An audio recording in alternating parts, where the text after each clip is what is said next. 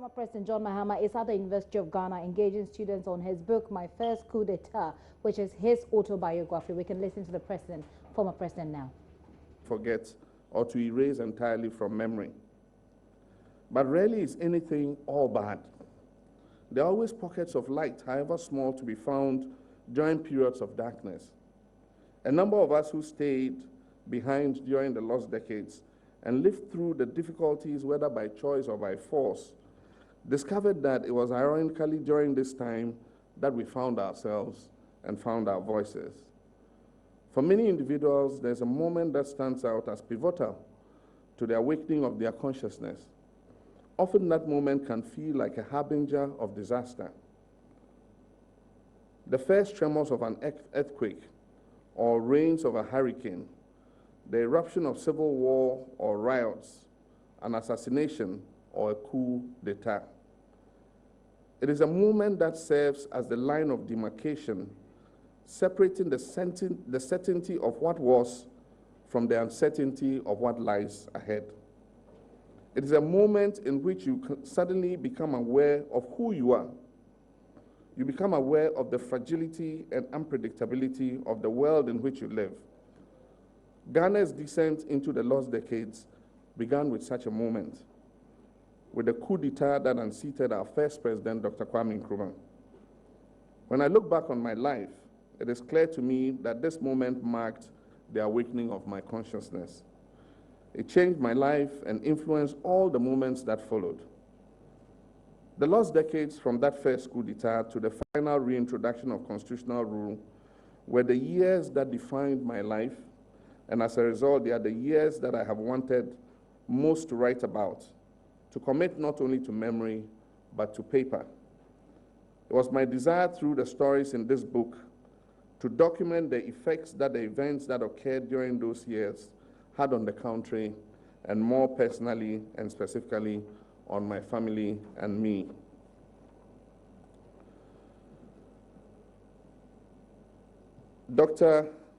It happened on February 24th, 1966. I was 7 years old, a class 2 pupil in the primary division of Achimota, an elite boarding school in Accra, Ghana's capital. That day, there was a lot of commotion. Teachers rushed about in a noticeably scattered fashion. They huddled in corners whispering. It did not take long for the news to spread, first through the upper school student body, then down to the younger pupils.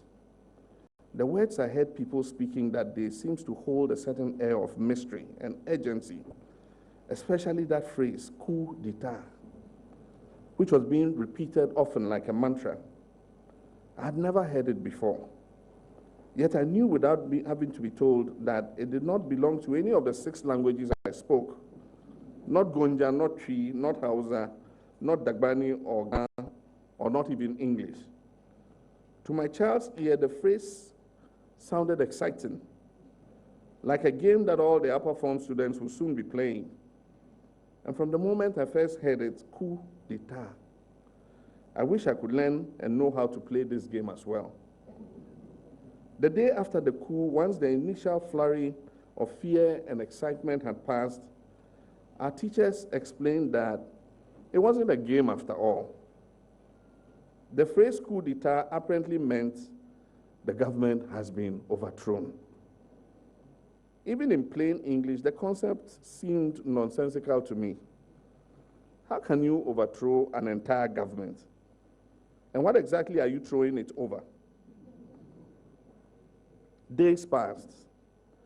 The news became more precise, and I began to piece bits of information together.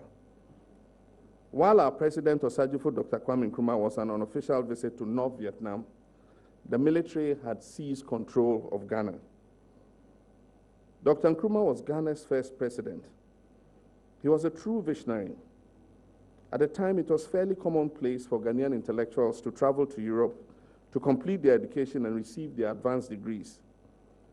Dr. Nkrumah opted instead to attend institutions in the United States, receiving his undergraduate degree at the Lincoln University and his graduate degree at the University of Pennsylvania.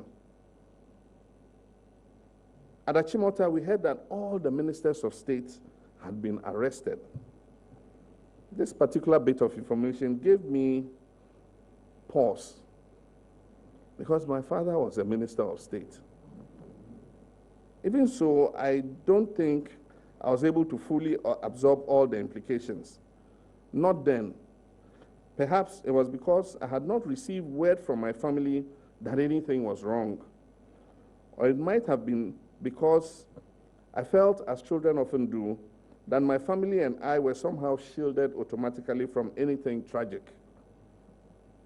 The coup d'etat became real to me, an event that constituted more than words. In early April, when my school vacated for the Easter holidays, and nobody came to pick me up, I watched as all the other children left with their relations. Room after room of each dormitory was emptied of its occupants, until mine were the only footsteps in the halls, and still no one came. That's the excerpt from my first coup d'etat.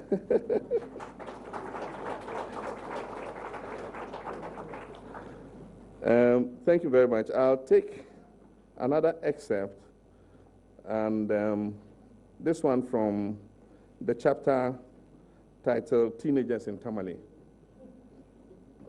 When I finished my primary education in Achimota, at the time, for those of you who are too young, we had an exam we called the Common Entrance Examination.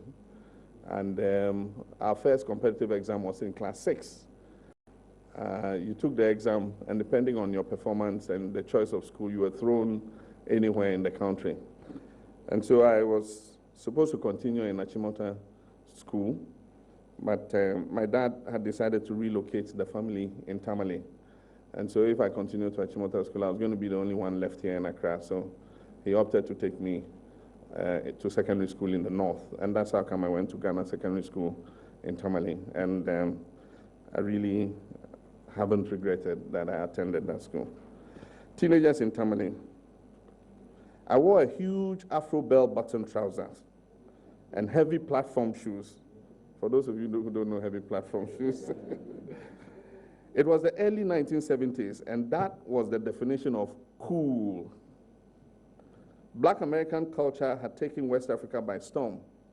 More accurately, there seemed to be a cultural exchange taking place between Black America and West Africa, especially Ghana.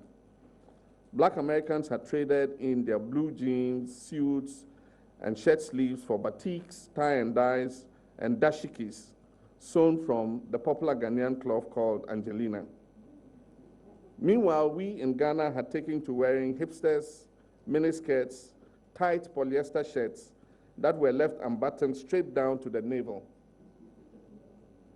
As funky as the fashion was, it was merely a byproduct. The music was the main event. The Jackson 5 mania was spreading throughout the continent like an infectious disease. Those brothers were our idols, the Jackson 5. We memorized their songs, we copied their dance moves, and actually we tried to dress like them. Everybody I knew wanted to be like Michael Jackson, and I was no exception. As luck would have it, I had more in common with Michael Jackson than any of those boys who purposely spoke in an awkwardly high-fashion voice or stood in front of the mirror every morning and diligently picked their afros. For starters, we were almost the same age. Michael was only 3 months older than me to the day. His birth date was August 29th, 1958, and mine was November 29th, 1958. To children, small coincidences like this hold a great deal of weight and meaning. In the 1960s, if the 1960s was a season of politics, then the 1970s was the season of song. The sounds of Motown and Stax Records filled the airwaves in Ghana, with James Brown and the Jackson 5, Otis Redding, and many others. The passion that was once roused by our political leaders was now being channeled into song. The icons of the previous era had been executed and assassinated, exiled, imprisoned, or otherwise silenced. There was no Patrice Lumumba. There was no Sylvanus Olympio. There was no Kwame Nkrumah. There was no Abubakar Tafawa Balewa. There was no Nelson Mandela. He was in prison. There was no Martin Luther King. There was no Malcolm X. There was no Amilcar Cabral. There was only us and our music. Fela Anikulapo Kuti was gaining international recognition for his significant contributions to the sound that will forever be known as Afrobeat. There were many other sounds as well. There was Bumbaya, there was Hejole, and the sounds of the Uhuru Dance Band. A lot of bands used to tour throughout Ghana, traveling from town to town. Whenever one of the bands like Geraldo Pino and the Heartbeats was coming, the whole town would be agog. In 1971, there was the concert of all concerts, the Soul to Soul Music Festival, which was staged on a March 6th as a celebration of Ghana's 14th anniversary of independence. It was held in Accra at the Black Star Square. And it was 14 hours long, ending at dawn. A number of Americans came to perform, like Wilson Pickett, Ike and Tina Turner, the Staple Singers, Santana, and Roberta Flack. For months before and for months afterwards, Soul to Soul was the talk of the nation. Every town attempted their own mini replica of Soul to Soul, invited multiple bands to try to pack the venues and keep the show going until the crowd was knackered.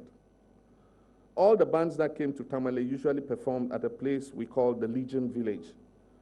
Not many kids our age could afford the gate fee, but Dad will always give us money if we needed it, enough for us to be able to get in and buy a few drinks. My older brothers drank beer, but Adam and I stuck to water and minerals, or soft drinks, as they are commonly referred to in Ghana. The kids in Tamale, our friends, flocked to our house because there were so many of us. It was like a ready-made community. Also, they knew that we would always end up taking a few of our closest friends along with us to whatever performance or events that we were attending, even if it meant having to pay for them as well. This alone guaranteed that half of the town's kids were always hanging around at our house hoping to be chosen. Discos were also sprouting up all over the place. When there weren't any bands coming to town on Friday and Saturdays, my brothers and I would go to a disco. The most popular one in Tamale was the Right Spot Disco. The music would be so loud that you could feel the vibration of the beat in your chest cavity. Alfred, Adam, and Peter and I would dance lifting and kicking those clunky platform shoes to perform all kinds of moves that we had seen on Soul Train. We enjoyed showing off to one another and just being silly and just generally having a nice time. My interest in the opposite sex was developing. So one of the highlights of going out to these performances and discos was the prospect of seeing a pretty girl. I had not graduated to the level of meeting them or even having a conversation.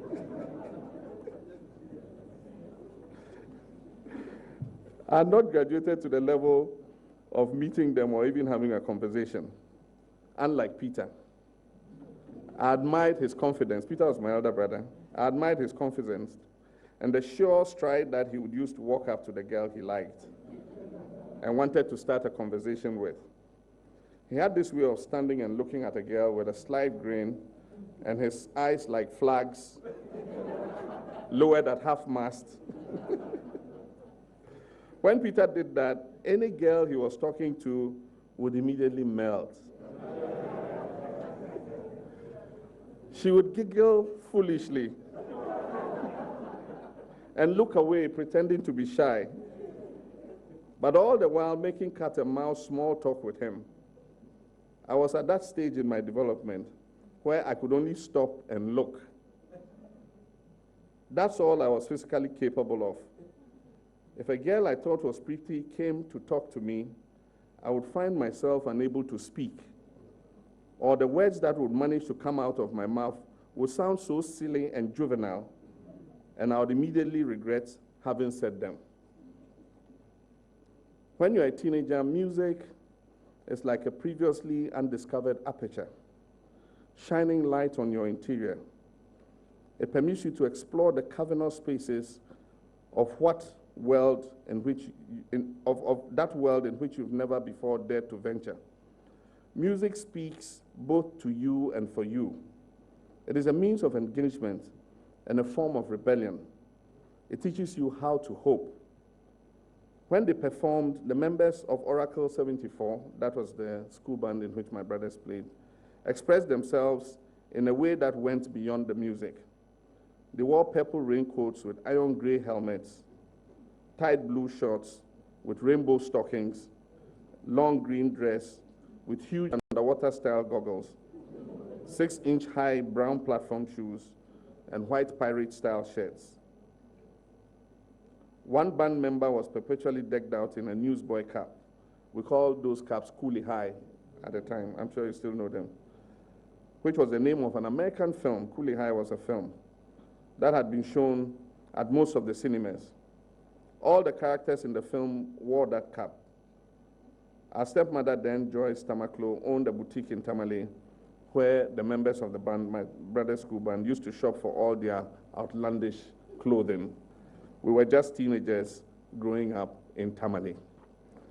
So that's the excerpt from.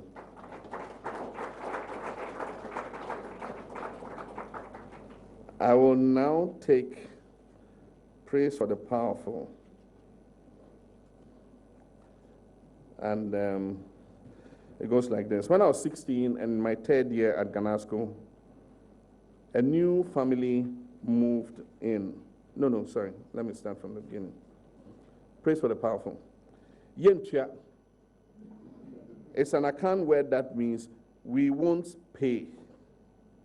When Colonel Ignatius Kutu Achampong came into power through a coup d'etat in 1972, this was his answer to the question of what to do about the outstanding national and international debt assumed from the previous administration. Yentia, won't pay. Colonel Ike Achampong, as he was generally known, was Ghana's fifth head of state and its third military ruler. When he became the head of state, Achampong set up a governing body called the National Redemption Council, of which he was the leader.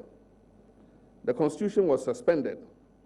All political activity was banned, and those whom Achampong felt were a threat to the state were placed in detention. Ghana found itself back where it had been so many years before, with the military cutting short the tenure of an elected leader instead of allowing democracy to take its course. Achampong considered himself a nationalist, something of a cultural revolutionary. His goal was to redeem the country, to see it gain self-sufficiency and achieve national unity. He started putting programs in place to meet that goal, and one of the first of these programs was Operation Feed Yourself, which had had such a direct and positive impact on my father when he first entered the business of agriculture. The political life had been a turbulent one, and now what my father craved was a quiet, uneventful life with his family. The time he had spent in detention after the 1966 coup, having to live every hour of every day in a small, confined space, gave him greater appreciation for the lush expanse of land he'd grown up with in the north. He craved space. He wanted space and freedom. He had built our home on an entire acre of land, and he had bought the plot right next to it to ensure that nothing and nobody ever caged him in again. Every day while we were living in Tamale, when Dad stepped outside to go to work, he would take a deep breath. He would suck in all the air his lungs could contain. And when he exhaled, it was like a sigh of relief, an expression of gratitude for his freedom. With the exception of the younger ones who were not yet ready, all the kids who lived with Dad attended boarding school. When we were home, we ambled through our days, working at the rice mill, spending time with Salifu the watchman, listening to music, going out to dance, or playing football with our friends. Our lives were uncomplicated, and the best definition of normal that we knew. The plot on the other side of our house was occupied by the manager of the Ghana Commercial Bank. Public servants in Ghana were provided with accommodation. It only made sense since they were subject to transfer at any time. Former President John.Mahama there, engaging students at the University of Ghana on his book, My First Coup d'etat. Right now, though, we have to go to the Flagstaff House, where President Akufo-Addo is in a joint press conference with Mr. Tony Blair, former UK Prime Minister. We can go over there now. But I'm delighted to come back with you as President of Ghana, and I would like to congratulate you not just on your election, but on the vision that you have set out for the future of Ghana. I think this is a very important moment for the country. You come at a time of great expectation. You have assumed this great responsibility of office, and as is very apparent, when anyone spends time with you, they realize that they're with someone who has the interests of the country in his heart and the right spirit with which to approach these challenges. So I know the challenges are formidable. What I work on now, as we were discussing, is trying to use the experience of my time in office to do what I can to help countries in their process of change and development. Our initiative is in 8 different countries in Africa today. We just focus on a very simple thing, which is helping countries deliver the priorities for their people.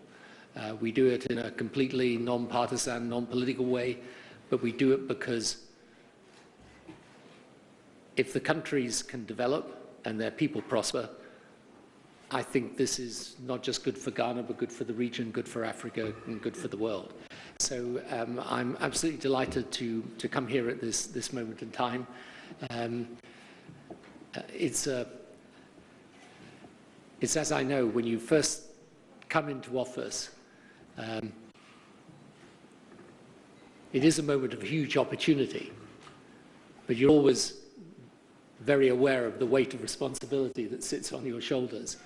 And the one thing that I think is absolutely clear about you and the administration you lead is that you're determined to do your very best for the country and for its people, and that you're fully aware both of the responsibility and the opportunity. So if I can say congratulations again.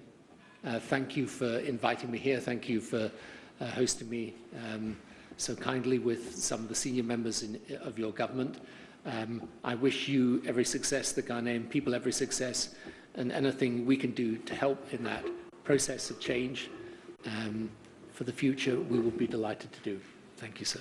Thank you very much, Prime Minister. Once again, I know there are lots of things that you'd like to ask, but the time of the Prime Minister is limited. He has to go to the IEA to have a round table there. It may be that if you follow him there, you might be lucky and be able to put in a question or two. But thank you very much for coming. And once again, Prime Minister, we're grateful for the visit. Thank you.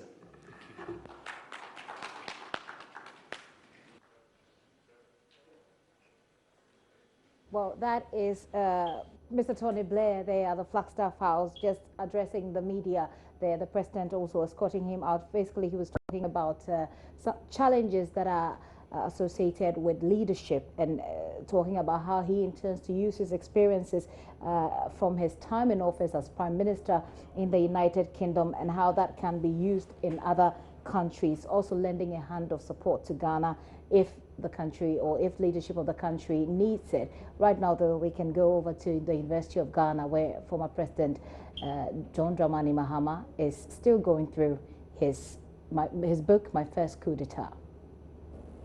But that was enough. It was enough to make me think of her all day and dream of her while I slept all night.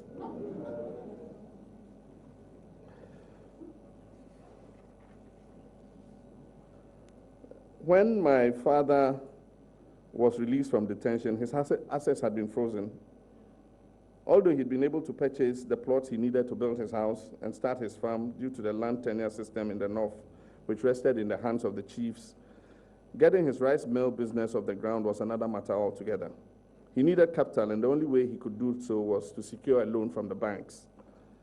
Dad formed a limited liability company. He asked 2 of his friends to help him by signing the required forms. They were men who had their own lives and their own occupations. They had no interest at all in Dad's business. Dad had provided all the collaterals and everything else that was needed for the loan to be approved and the business to take off. He would take care of the day-to-day management and whatever else was needed for the business to run. His friends, the 2 other shareholders, were for all intents and purposes ghosts, names on a sheet of paper. During one of his visits to the north, General Achampong imposed a ban on the importation of rice into Ghana in order to give the local farmers a chance. He asked the Bank of Ghana to give direct commodity loans to the rice mills so that they'll be able to purchase rice from the local farmers. Since my father was a rice farmer and also owned a rice mill, the ban and the Operation Feed Yourself program were especially beneficial to him.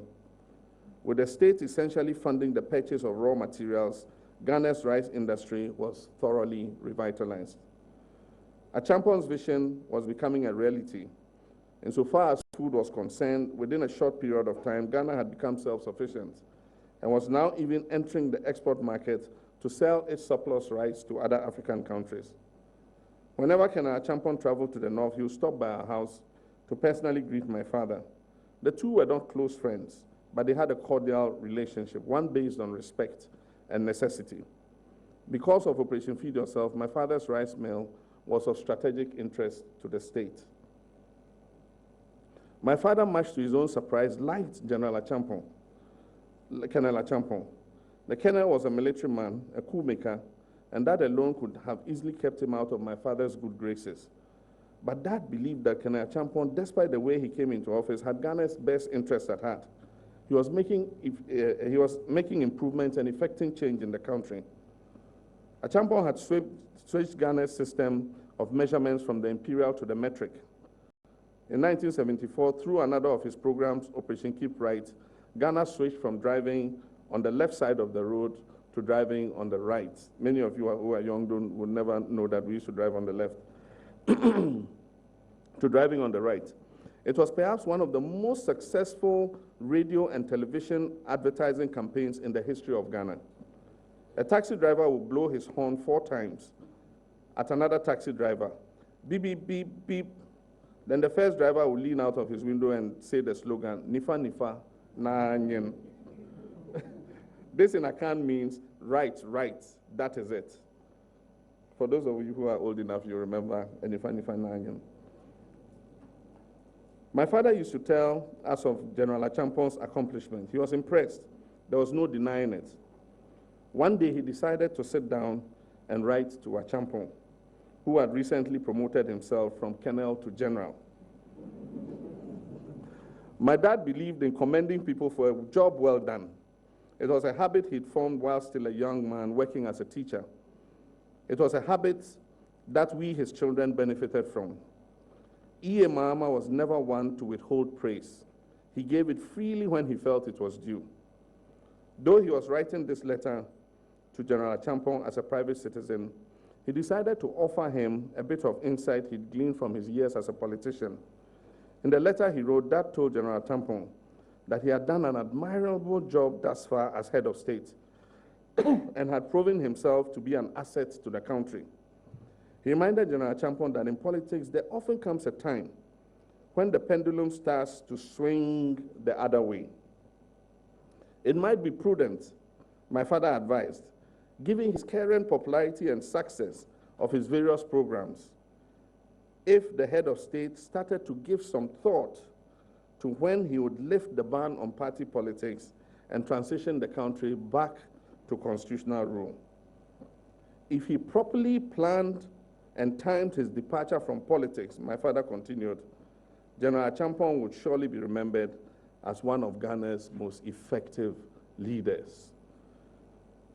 Quotation marks, remember, to leave, my dad wrote, when the applause is the loudest.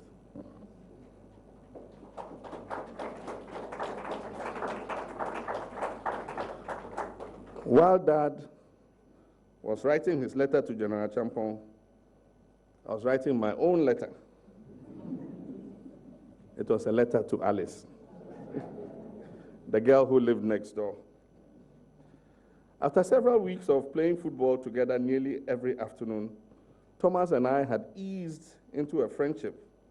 I was older than him by a year or two, and so he looked up to me and was always happy to be in my company. Peter, Alfred, and our friend Joe Mara would join us for football, but outside of the pitch, they ignored Thomas. After our matches, they will go off and do their own thing, and we will also go off and do ours. One afternoon while we were sitting and talking on the veranda, I confessed to Thomas that I thought his sister was the most beautiful girl I'd ever seen. He looked at me strangely, as though I'd suddenly started talking in a language he couldn't understand. He must have found me silly. This was, after all, his big sister. It had probably never crossed his mind that anybody could think of her in that way. If one of my friends had told me he thought one of my sisters was beautiful, I'd have had to stop and reconsider his sanity. But Alice mesmerized me. Every time I saw her, my mind would take leave of my body. I'd trip over my own feet, or I'd walk into the hedges. All I wanted to do was to stare at her. Her skin was smooth, her cheeks were high and pronounced, and especially when she smiled. I would invent reasons to go and see Thomas, just so I could place myself in Alice's path. So telling Thomas how I felt about his sister was such a huge relief. With the exception of that "you can't be serious" look he gave me, Thomas didn't respond to what I had confessed. A few days later, from out of nowhere, he said, "But you should tell Alice." My reaction was visceral. My heart pounded one big time, really hard. Then it jumped into my throat. I shook my head so violently, it's a wonder my head didn't fall off. Me, Thomas, stand in front of Alice and actually say something, and not just say something, but I think she's beautiful. No, I guess, no way. "Then I'll do it for you," Thomas responded. When he said that, I thought I would drop dead right there and then. What was this boy trying to do to me? I didn't even want to consider how Alice might respond. A girl that beautiful had to already have a boyfriend, you know. It reminded me of when Alfred and I used to go to the Simpa full moon dance at Damango, and Alfred and the village boys his age had started liking girls. When the dance started, each of them would choose a girl he thought was the prettiest and become fixated with her. They would stare and swoon, and then inevitably the girls would choose other partners for the evening, and it wouldn't be one of them. The rejection would hurt the boys so deeply that they wore the pain of rejection on their faces, not really understanding why they should be feeling the way they were. I didn't want to know that kind of rejection, and I definitely didn't want to walk around with that look of pain plastered on my face. "No," I said again to Thomas. "No, no, no, no, no." I was thinking how much I regretted ever telling him when he said, "But you know, I think she likes you too." She does?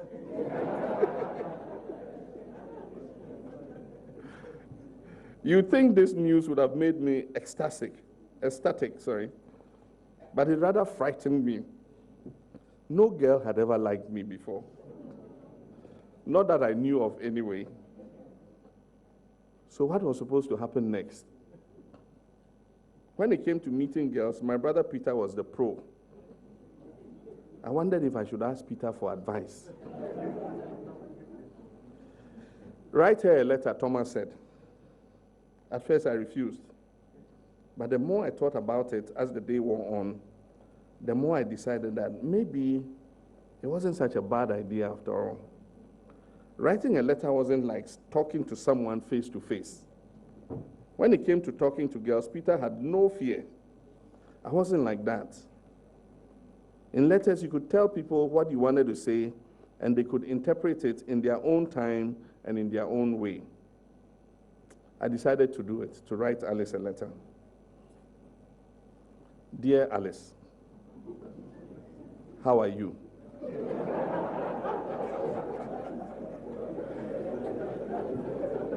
It was a very short letter.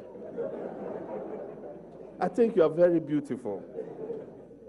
And I love you 99.9%. Take good care, John. Finish. It was more a note than a letter.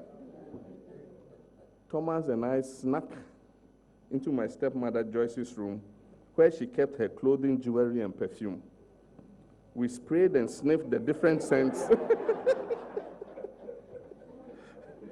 We sprayed and sniffed the different scents from each bottle until we found the one we thought Alice would like.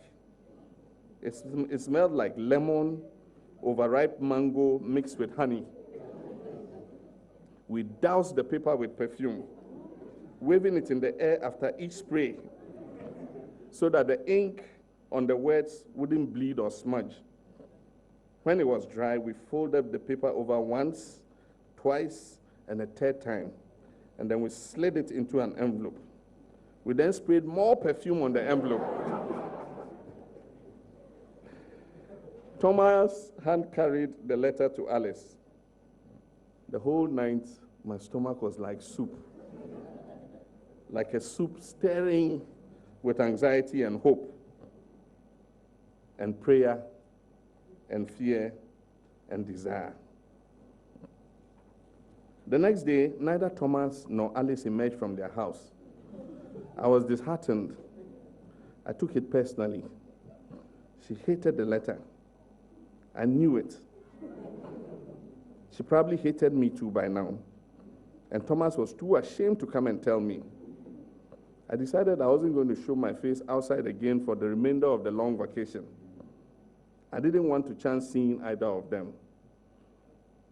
The next day, Thomas came over with apologies. They'd left early in the morning with their parents to attend the funeral in Kumasi and hadn't returned until late that night. He handed me an envelope. That looked similar to the one I'd given him to deliver to Alice. I took it thinking she was returning my letter unopened and unread. Then I saw my name written on the envelope in a handwriting I did not recognize. I could also now smell the perfume that had been sprayed onto that envelope. It wasn't the same kind Thomas and I had used on hers. This one was sweet-scented like toffee, vanilla, and caramel. I ripped open the envelope, my hands shaking. I removed the paper and started to read. Dear John, I am fine.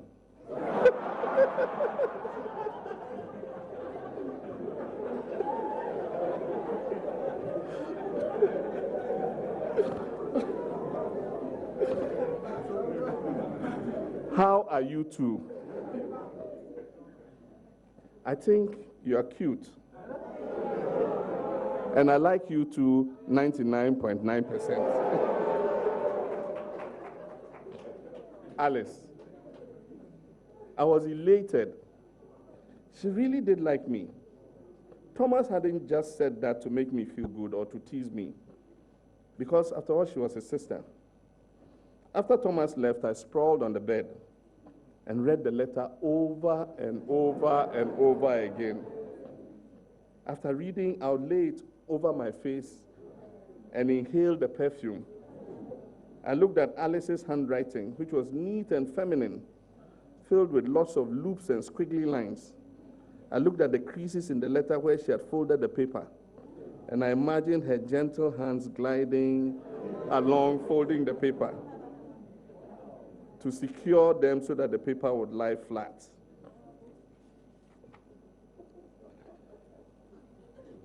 It is not unreasonable for someone to believe that he could lead his country better than the individual in power. who more often than not is not an elected official. That is the purpose of the electoral process. The reason why there's an opportunity at the end of every official term for him or her to be challenged. That is why there's a platform for candidates to campaign, to share their thoughts, their strengths and leadership ability, as well as their vision for the future with voters. It takes a certain type of personality, however, to believe that he can do better and then to circumvent the electoral process through a forceful acquisition of power, denying the people their right to choose their own leader. This sort of self-aggrandizement becomes more and more apparent as the coup maker, already having taken power, attempts to elevate themselves even further and further. Several years after his 1965 coup in the Democratic Republic of Congo, Joseph Désiré Mobutu, a military man in his youth, changed his name to Mobutu Sese Seko Nkunku Ngbendu Wazabanga, which translates to the all-powerful warrior who, because of his endurance and inflexible will to win, will go from conquest to conquest, leaving fire in his wake. Mobutu also affixed his image on the country's postage stamps and currency. In 1969, after the coup in Libya, Colonel Muammar al-Gaddafi declared that he was the leader of all Arab leaders and the king of kings in Africa and the imam of all Muslims. He rejected the titles of head of state or president and instead adopted the official title of brother leader. So he was brother leader, guide of the 1st September Great Revolution of the Socialist People's Libyan Arab Jamahiriya, Muammar Gaddafi. In 1971, after the coup in Uganda, then Major General Idi Amin promoted himself to Field Marshal. He then assumed the title, His Excellency, President for Life, Field Marshal Alhaji Dr. Idi Amin Dada. Uganda's military leader then started bestowing numerous and end titles and decorations upon himself, such as CBE, Conqueror of the British Empire, VC, Victoria Cross, DSO, Distinguished Service Order, and MC, Military Cross. By the end of his tenure, his complete self-given title had become His Excellency President for Life, Field Marshal Alhaji, Dr. Idi Amin Dada, VC, DSO, MC, CBE, Lord of all the beasts of the earth and fishes of the sea, and conqueror of the British Empire in Africa in general and in Uganda in particular. In many ways, it felt as though Achampong was going in the same direction, his self-promotion from colonel to general being but one example. The problem with coming into power by force is that it breeds a certain paranoia. Military rulers and dictators find it difficult to trust anyone. They fear for their safety, believing, perhaps rightly so, that just as they had forcibly removed others from power, there are people who would also like to see them forcibly removed from power. So that's the excerpt I took from Praise for the Powerful. And I think my 1 hour is up. So I'll leave it there. Thank you very much for your kind attention.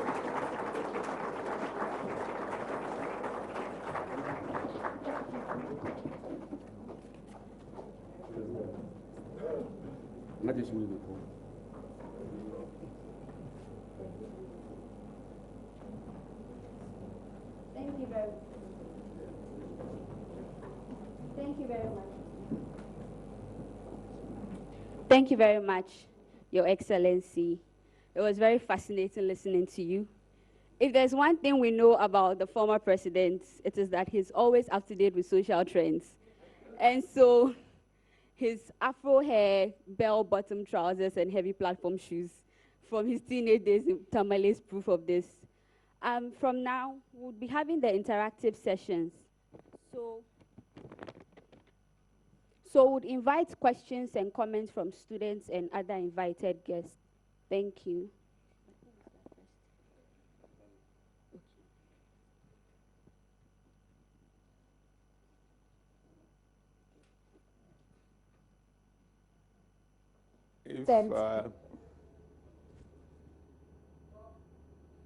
Pres.Mahama there at the University of Ghana, where he's engaging students on his book, his autobiography, My First Coup d'etat. He's been reading a large chunk of the book that basically had to do about how he developed along with his brother together in Tamale, and he focused. He spent a lot of time talking about how his interest in people of the opposite sex actually developed. And so he talks about a very interesting story about how he wrote a letter, his first letter to a girl that he liked, etc. Well, we can go over there and still listen to them now. It's going to be an interactive session from now on, so we can go over there and listen to them. If possible, first from any of our students. And then we open it up. And as I do sometimes in class, there must be somebody here whose name is somebody. Any one of you, please. Otherwise, I'll start mentioning people. Yes, please. As Victor, please. Victor, come first.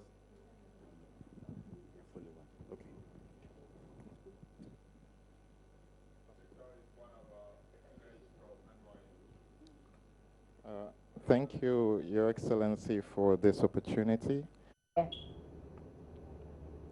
That is Professor Anyidoho there asking for questions, seeking questions from the student that the former president is engaging so that they can get some answers from him. But we're still standing by for Mr. Tony Blair's meeting at the IEA, where we'll be crossing over pretty shortly as soon as they start. Earlier, he was at the Flagstaff House meeting with President Akufo-Addo. First, they had a behind-the-scenes session, after which they held a joint press conference. Mr. Blair spoke about his experiences in office as Prime Minister of the United Kingdom and how he intends to bring that to bear in other countries, his experience to bear in other countries. He says that they do that non-partisan, in a non-partisan, non-political way, but they see leadership as a huge opportunity. He congratulates President Akufo-Addo and says that he believes that he's determined to do what is right for his people.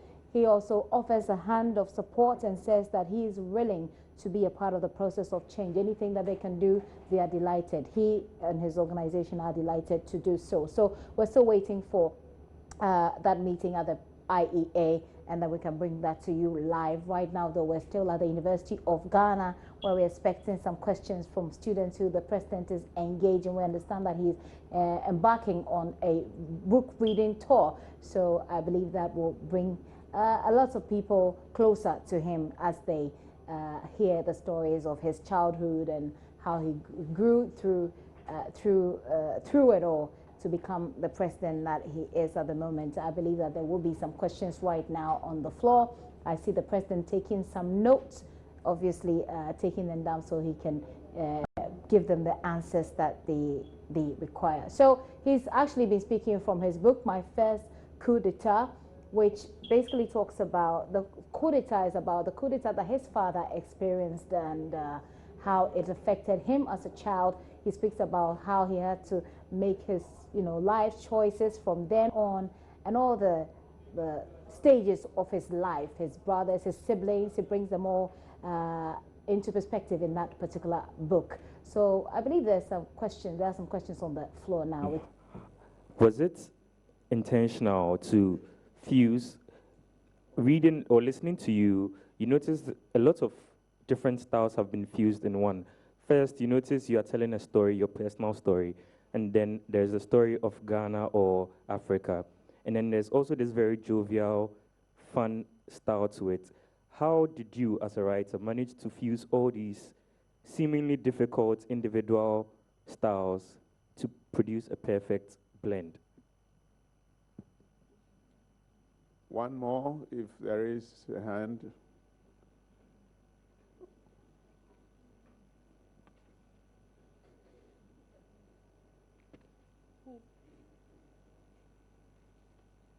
Well, at the University of Ghana, where former President John Mahama is engaging the students there on his life, perhaps someone will be inspired. People will get to know his story much closer and be more personal as he shares his life stories. One more question, and then I believe the president will be answering that. We can hear him. So when you were writing your autobiography, how did you deal with these memory lapses, and who or what did you rely on for sources, especially for incidents and situations where you were not present yourself? And again, how do you verify the truth of this, the truth of the stories that they tell you, or that's what I'd like to know. Thank you very much. I like to speak standing. It's both from my days as a teacher and also as a politician. We start with the first question, that is on structural adjustment and international financial institutions. Very fantastic question. In the 70s and 80s, in the period that I refer to as the Lord's decades, African countries economically fell into the doldrums. Indeed, our economies were not growing, they were contracting. In the early 80s, Ghana's economy, we're used to 4% growth, 5% growth today. In those days, it was -1, -2. And so the economies were not growing, they were rather contracting. And so many countries, including our own country, Ghana, had to go to the international monetary institutions to be able to put the economies back on a path of growth. Our country has come a long way since then. The international financial institutions have also come a long way since then.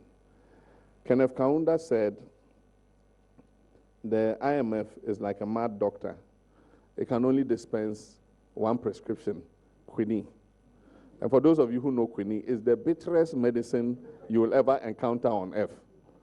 And so that's all the IMF knew to do, give you quinine. If you have malaria, drink quinine. And so they came with all kinds of stringent, benchmarks you had to meet. You had to cut subsidies on everything. Subsidies to healthcare, subsidies to education, subsidies to agriculture, everything. Their theory was that African agriculture should learn to compete with agriculture in the rest of the world. And that you should only give subsidies if you can afford the subsidies, and you can't take somebody's money and subsidize your farmers. And so our farmers had to compete with farmers who were being subsidized in the advanced countries. And so that was the situation in which we existed. But Ghana had to go through it, take the bitter medicine, and then make some adjustments. And so it was in those years that the CD was left to float. Foreign exchange bureaus were introduced, forex bureaus were introduced. It was those days that there was a policy, they called it, where students had to contribute with governments for their education. Cost sharing. Those were the beginnings of cost sharing and all that. And then those were the beginnings of cash and carry in the health sector. You had to pay before you were given service. So it created quite hardship, a lot of hardship in Africa.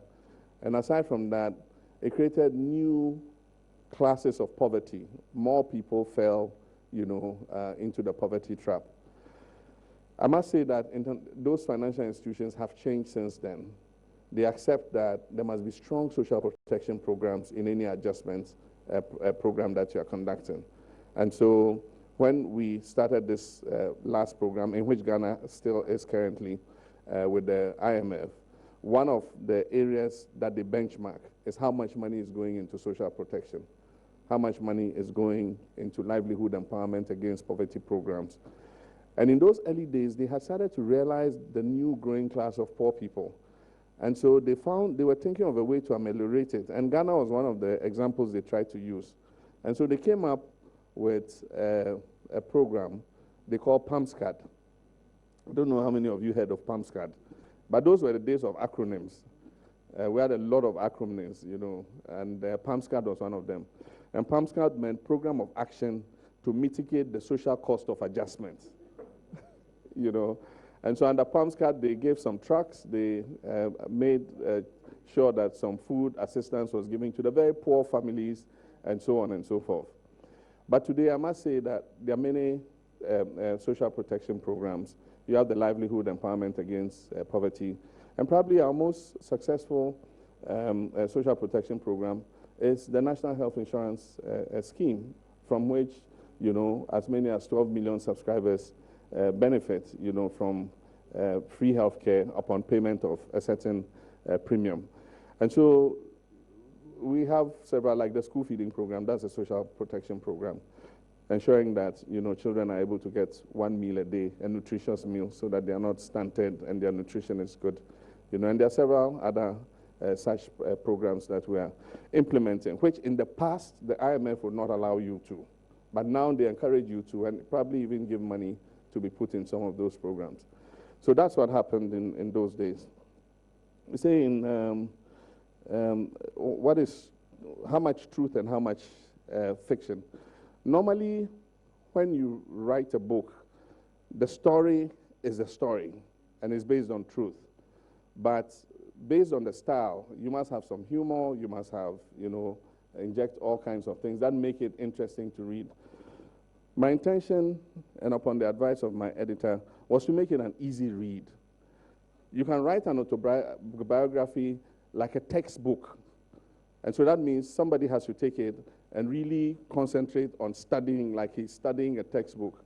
But I wanted people to just relax and enjoy the story. And so the core of the book is fact.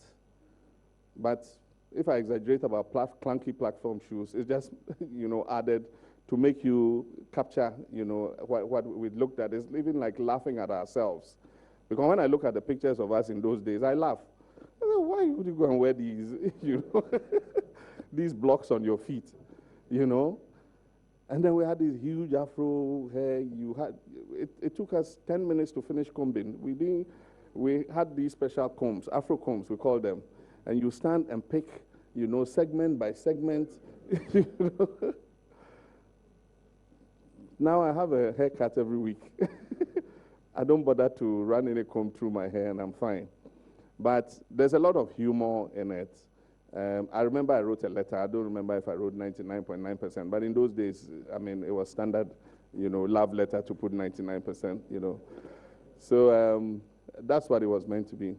The way the book is structured too in terms of style is to make it easy, although the chapters are interwoven and trace my life through that period.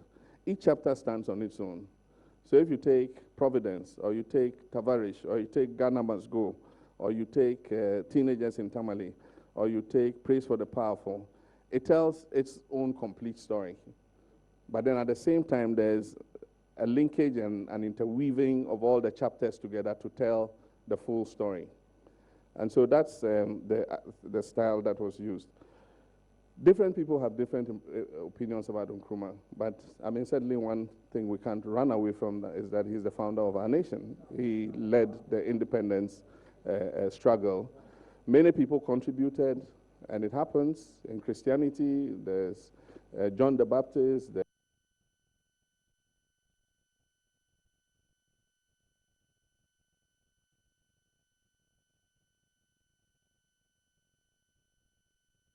That is former President John.Mahama there, responding to some questions, and he spent a lot of time, he dwelled a lot of time on the style of the book, book, and that other element. He's talking about the structure, and he speaks to the fact that he and his editor wanted to make it something that's got a lot of humor and something that makes it easy for people to basically trace his life through that book. And he talks about the chapters, that even though they are kind of interwoven, they're still, each of the chapters are able to stand on its own to tell the story. He was just about talking about the role of Dr. Kwame Nkrumah in Ghana's independence, and he already made the point at the beginning that he is no doubt the founder of the nation. We can go back to him now and hear him conclude on that.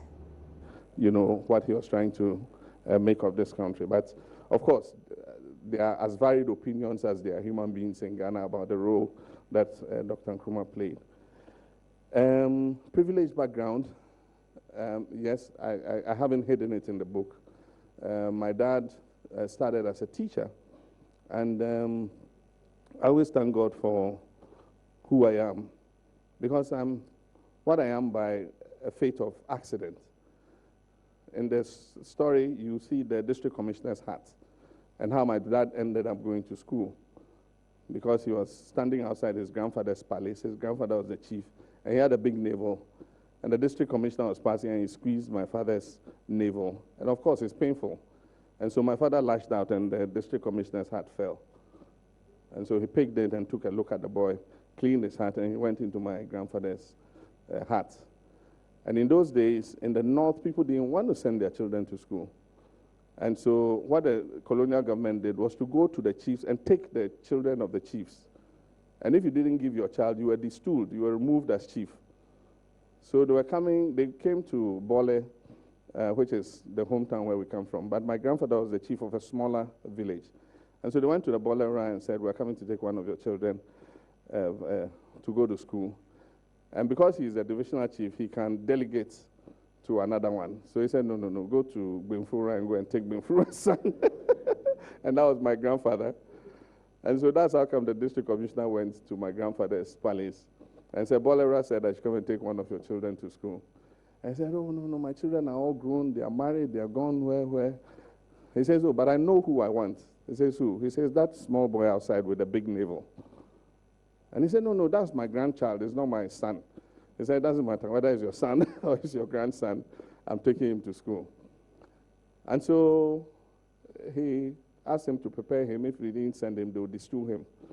And so my grandfather had to agree. And so on the day, they came and took the boy away and sent him to school. And that's how he became educated. And so he was sent back to our hometown to open the first school in Bole. And when he came and was a teacher in Bole, still people were reluctant to send their children to school. So he took his siblings and his nephews and nieces and things and brought them into the school.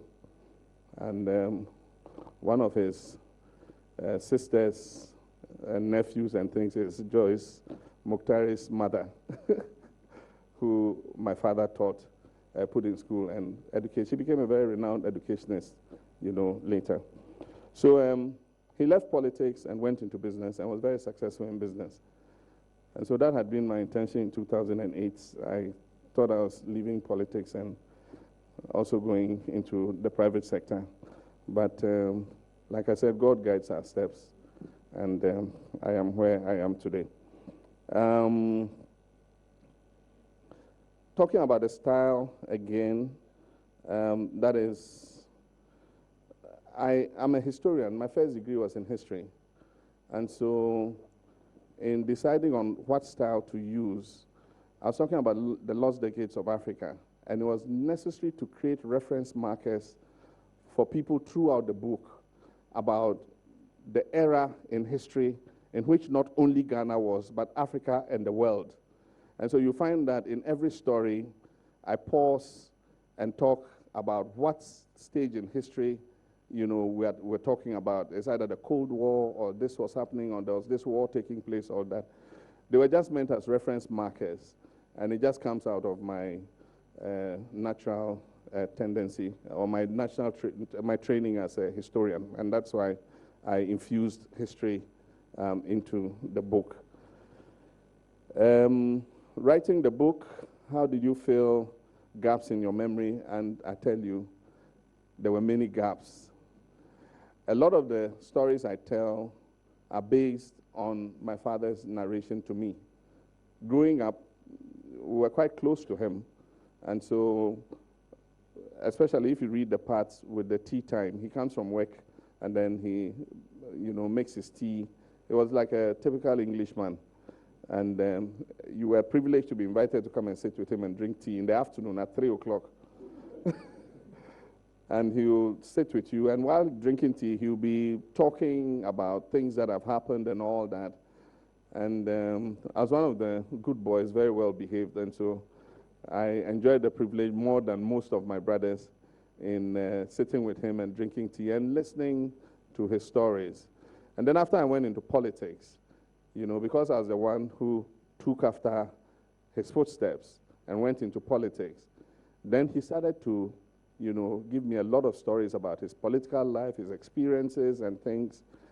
And so a lot of the book is from my father's stories that were told to me. But where there were gaps, like in the early years, how he went to school and all that, I had heard the stories, I had been told the stories, but to get a precise understanding of what happened, then I referred to his brothers. And so my uncle, Blair, is one of those who was very helpful. So where there were gaps in my memory of, the stories he had told me, my uncles were there to give me more precision in what had actually happened. My brothers, too, were also very helpful. And so when the manuscript was being developed and I came and spoke here, we did several readings. My brothers were with me, and they started referring to the book as our book. So how is our book?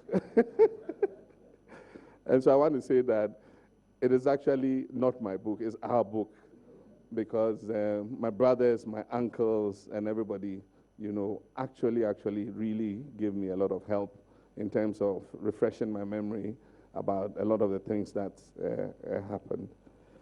I think I've adequately answered the questions. Thank you.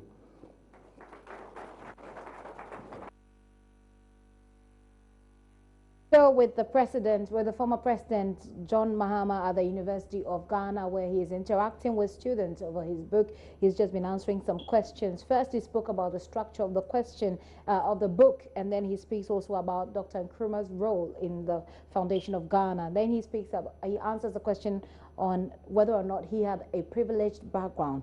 And to that, he traced it back to his father's background and what pertains in those days, and actually what led to his father's receipt of formal education. He says that his father came back to Bali and opened the first school at a time when a lot of people did not like to educate their children. His father left politics, went into business, something that he thought he would do in 2008. But as he puts it, God directs people's paths, and so God directed his path to where he says he is now. He goes back to talk about the structure of the book, and he says that he tells the story from a historian's perspective because he is a trained historian. So at a point he pauses to reflect on the particular phase of the world at a time that he tells his story. So he goes back, he pauses to let you understand the background to that part of his story. He also admits that there are lots of gaps in the book because there are times that most of the things that he said or he's written in the book are narrations from his father, who he says was a typical Englishman.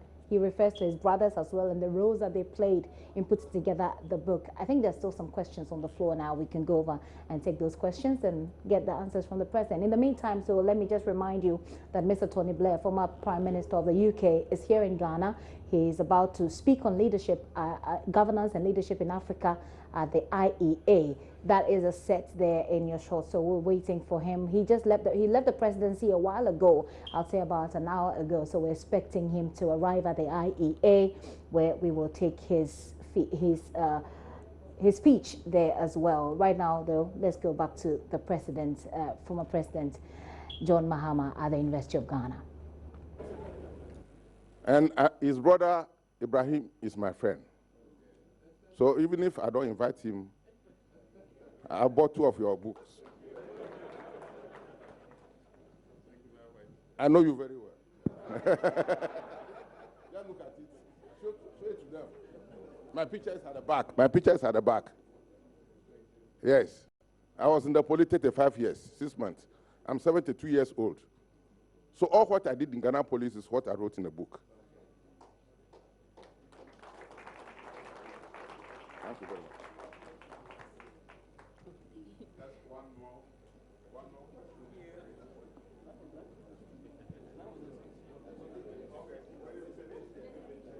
Okay.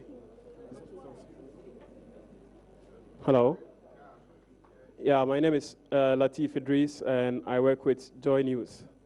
My question is, in the acknowledgement unit of your book, you mentioned that you are working on a second book. I would like to find out from you how far you've gone with that book, and if indeed you've now abandoned the political ambition to concentrate on writing books. And also, if you would want to add, I would want to find out from you how many copies you've sold. Thank you very much, Your Excellency.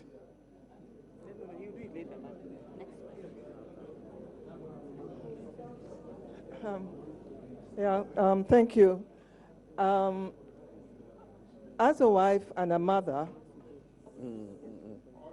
Okay.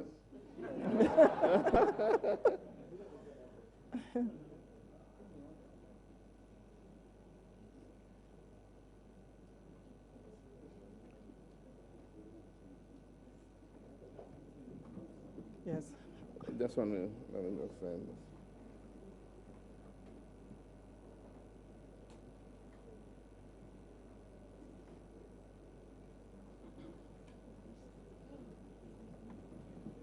Yes. As a wife and a mother, I'm curious about the fact that you don't make much mention of your mom. I haven't read the book, so I really don't know whether it's a fact or not. But I get the impression that not much mention is made of your mom, and I'm just curious about the reason. Thank you. Okay, thank you. Those are our questions. Let me congratulate our senior citizen for putting his thoughts into a book. Like I said, I think that many more of us should write. And unfortunately, because of the computer age and our interaction with all the e-devices, we don't have any more time to take an actual book and sit, for a few hours and just enjoy, your imagination, building a story of what the words are. And so I do believe that people in all walks of life, can put down their memories. It doesn't need to be a huge book. It can be a small book. It can be a pamphlet. It can be something. When I started this book, I didn't know it would come to that number of pages, because right from the beginning, I had just about 3 stories or 3 chapters. And I said, oh, well, this is enough for a book, and Bloomsbury and my editor said, Nana, you're nowhere near a book yet. But I said, and we're in a meeting with our senior editor in Bloomsbury, and we had reached almost 100 pages or something like that. And I said, in Ghana, this is a book. He says, no, if you want to publish internationally, this is not a book yet. And so we had to add on and add on until we got a full story out. I actually was going to end it after my teenage years and, from when I went to university. But I continued and cataloged my years in this institution and in Commonwealth Hall. I'm a vandal.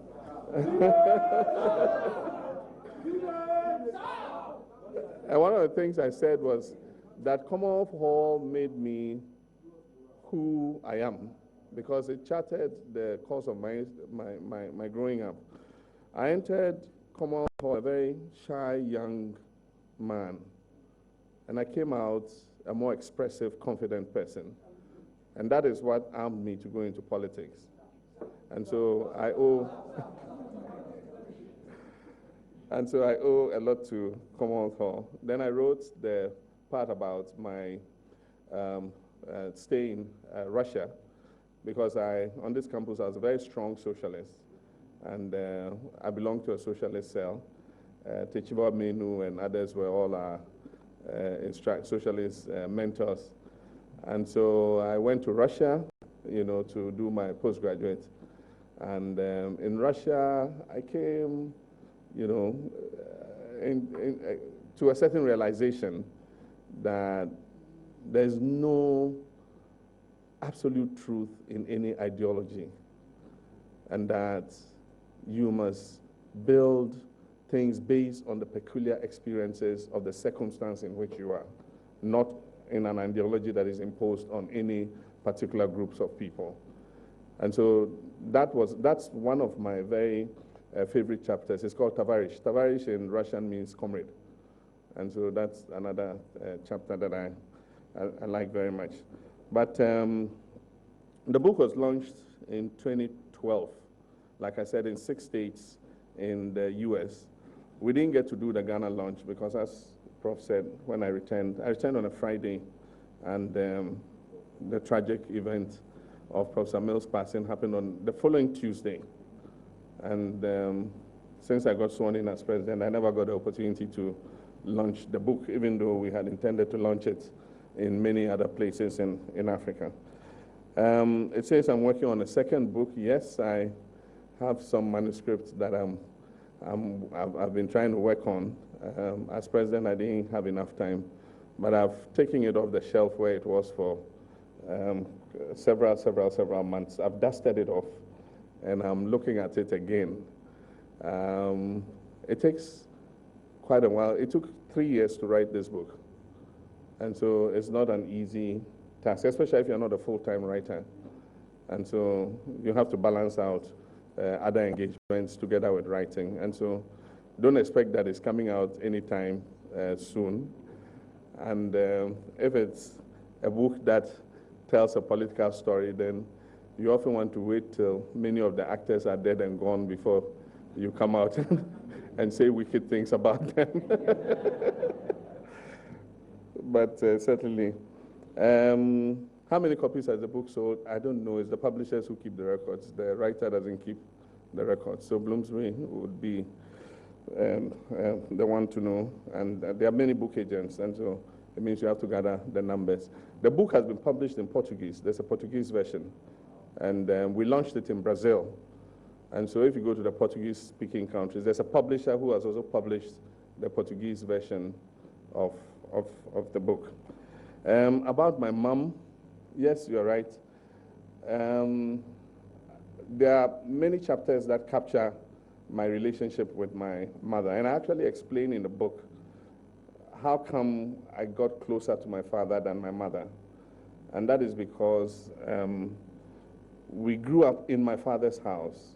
The North is a very paternalistic society, and so my father gathered all of us into the same house. So even if we were in the North, we don't say